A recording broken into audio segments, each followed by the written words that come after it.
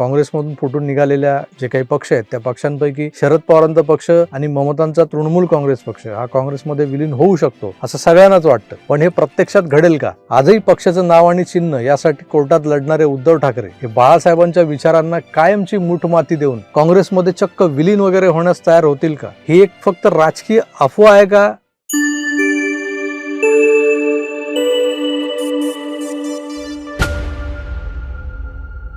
दोन 2022 साली जून महिन्यातच एका मोठ्या प्रादेशिक पक्षाची 2 शकलं झाली.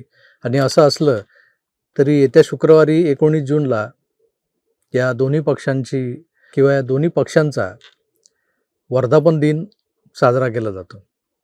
आणि आता जवळच आला आहे. आता मी कोणाबद्दल बोलतो तुमच्या लक्षात आलं असेल. होय, शिवसेना उभाटा या पक्षाचा स्थापना दिवस कम वर्धापन दिन 19 जूनला असतो. पण या वर्षी उभाटा आपला स्थापना दिवस साजरा करणार की नाही अशी परिस्थिती निर्माण होऊन बसली आहे. याचं कारण हे आहे की हा पोखरला गेलेला जो पक्ष आहे कदाचित एका राष्ट्रीय पक्षात विलीन होणार आहे अशा अफवा सध्या कोणीतरी बाजारात पसरवत आहे. झालंय काय तर महाराष्ट्राच्या राजकारणात एक अशी चर्चा सुरू झाली आहे जी खरी ठरली तर राज्यातली राजकीय समीकरणं पूर्णपणे बदलून जाऊ शकतात. चर्चा अशी आहे की राष्ट्रवादी काँग्रेस शरदचंद्र पवार गट हा काँग्रेसमध्ये विलीन होणार आहे. उद्धव ठाकरे यांची शिवसेना देखील काँग्रेसमध्ये विलीन होणार आहे असं बोललं जात आहे. आणि या चर्चेमागे नेमकं कोणाचं राजकारण आहे हे मात्र कळायला मार्ग नाही. खरं तर या सगळ्या चर्चेची ठिणगी पडली ती भाजपच्या एका नेत्याच्या वक्तव्यामुळे, आशिष देशमुख. तर आशिष देशमुख यांनी असा दावा केला आहे की शरद पवारांचा पक्ष काँग्रेसमध्ये विलीन व्हावा अशा चर्चा सुरू झाल्यात. इतकंच नाही तर उद्धव ठाकरे यांच्या शिवसेनेचंही काँग्रेसमध्ये विलिनीकरण व्हावं यासाठी काही नेते प्रयत्न करत असल्याचं त्यांनी म्हटलंय. त्यांनी संजय राऊतांचं नाव स्पष्ट घेतलेलं नाही, पण यामागे संजय राऊतच आहेत असंही बोललं जात आहे. आता प्रश्न असा आहे की अचानक अशी चर्चा का सुरू झाली? दिल्लीमध्ये इंडिया आघाडीची बैठक झाली. या इंडिया आघाडीच्याच अस्तित्वाचं काही दिवसांपूर्वी काही खरं नाही आहे, ते शेवटचे आचके देत होती ती आघाडी. त्या इंडिया आघाडीच्या बैठकीला बऱ्यापैकी गर्दी जमणं हेच मुळात या चर्चेच्या केंद्रस्थानी असू शकतं असं मला वाटतंय. कारण मेला मेला म्हणताना अचानक कोणीतरी उठून बसतो तिरडीवर, तिथेच खऱ्या चमत्काराला सुरुवात होते. त्या बैठकीनंतर विरोधकांच्या एकजुटीबाबत अनेक प्रश्न उपस्थित होऊ लागले.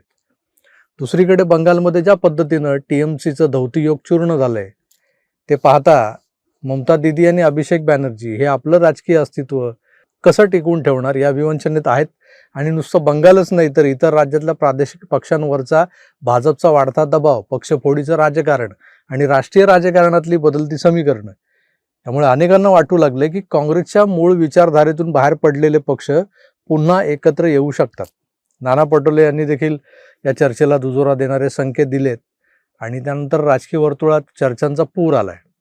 मात्र या चर्चेला आणखी एक रंग चढवला तो आशिष देशमुख यांच्या त्या दाव्यानं. त्यांच्या म्हणण्यानुसार जर शरद पवारांचा पक्ष काँग्रेसमध्ये विलीन झाला तर शरद पवारांना राज्यसभेतलं विरोधी पक्ष नेतेपद दिलं जाऊ शकतं, जे खरं तर ममता दीदींना हवंय. शरद पवारांना आता त्यांच्या प्रकृतीमुळे सार्वजनिक जीवनात वावरणं कठीण झालंय. तिथं त्यांना हे पद मिळालं तरी त्या पदाचं काय लोणचं घालणार आहेत का? राज्यसभेत शरद पवारांचे उच्चार ओळखणारं आणि ते डिकोड करणारं एक यंत्र बसवावं लागेल. म्हणजे ते बोलल्यानंतर 5 मिनिटानंतर स्पीकरमधून आवाज येणार की ते नेमकं काय बोललेत. इतकी अवस्था बिकट आहे. पण पुढ्या सोडणाऱ्यांचं काय जातंय ना बोलायला की राज्यसभेचे विरोधी पक्ष नेतेपद त्यांना मिळणार आहे. दुसरीकडे तर उद्धव ठाकरे यांना महाराष्ट्र काँग्रेसमध्ये मोठी जबाबदारी मिळू शकते असंही बोलतात लोक. काय लोक खेचायची म्हणून किती खेचायची ना. म्हणजे मोठी जबाबदारी प्रदेशाध्यक्ष, ते आता ते सकपाळ आहेत ना त्यांच्या जागी. ठाकरेंची शिल्लक सेना आजही महाराष्ट्रातल्या मराठी माणसांवर आपले गारूड राखून आहे. ते एकदम भगवा सोडून काँग्रेसचा तिरंगा हातात घेतील का हा प्रश्न उद्भवतोच ना. मग कुठे त्यांना प्रदेशाध्यक्ष बनवतात काँग्रेसचे? आता 2019ला त्यांनी मुख्यमंत्री पद मिळतंय म्हणून हे पाऊल उचललं होतं, काँग्रेसला पाठिंबा दिला होता. तसा तो आणीबाणीच्या वेळेस माननीय बाळासाहेबांनी इंदिराजींना दिला होता.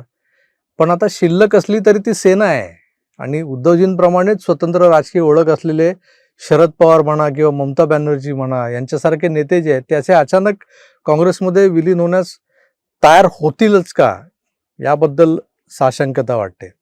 किंवा हे का होतील, विलीन का होतील? राजकीय वास्तव पाहिलं तर उत्तर फारसं सोपं नाही आहे. शरद पवार यांनी स्वतःचा पक्ष उभा केला. इतकी वर्ष वेगवेगळे पक्ष सारखे इकडून तिकडून उड्या मारत मारत किती वेळा ते त्यांनी काँग्रेस सोडली, परत गेले, काँग्रेस सोडली, परत गेले, मग स्वतःचा पक्ष बनवला. बाळासाहेबांच्या नंतर उद्धव ठाकरे यांनी शिवसेनेचं नेतृत्व केलं. ममता बॅनर्जींना तर आधी कम्युनिस्टांना संपवण्यासाठी काँग्रेसनेच उभं केलं होतं.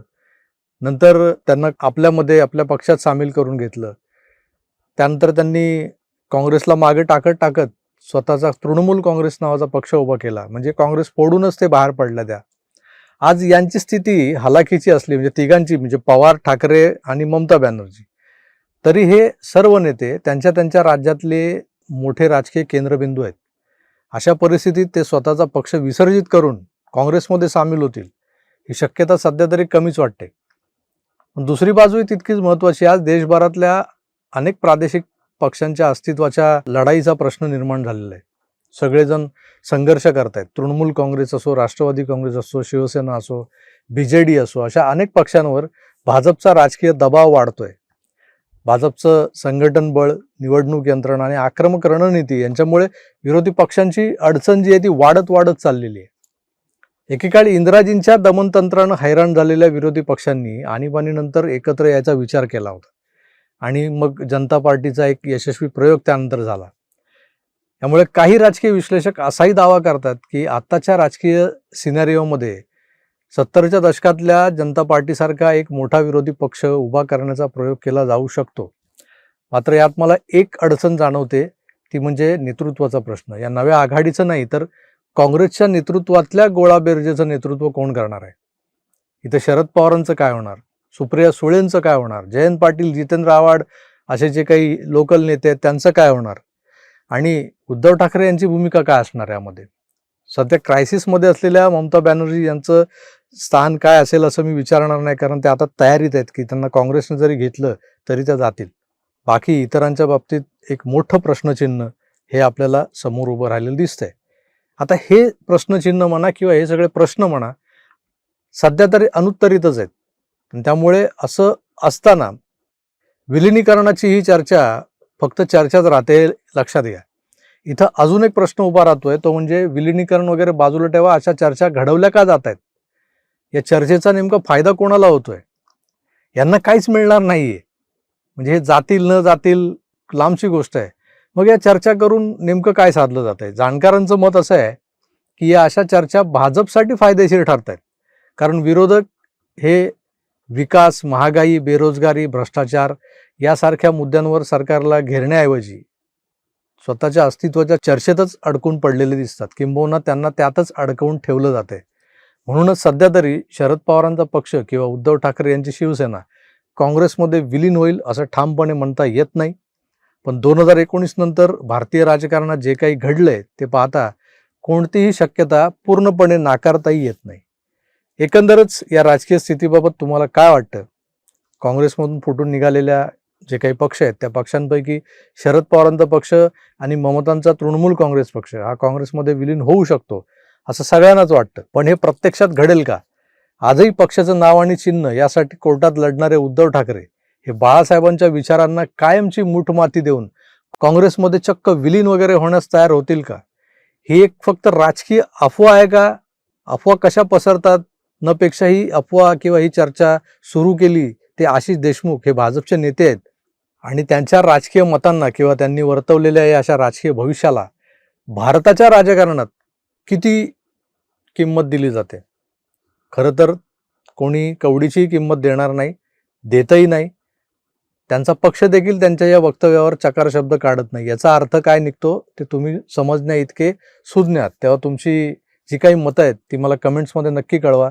या अशा अफवांचा बाजार सध्या गरमागरमच राहणार आहे. मी तुर्तास इथेच थांबतो. पुन्हा भेटूच. तर आपली काळजी घ्या आणि पाहत राहा आपलं आवडतं यूट्यूब चॅनल आकार DG9. धन्यवाद. नमस्कार.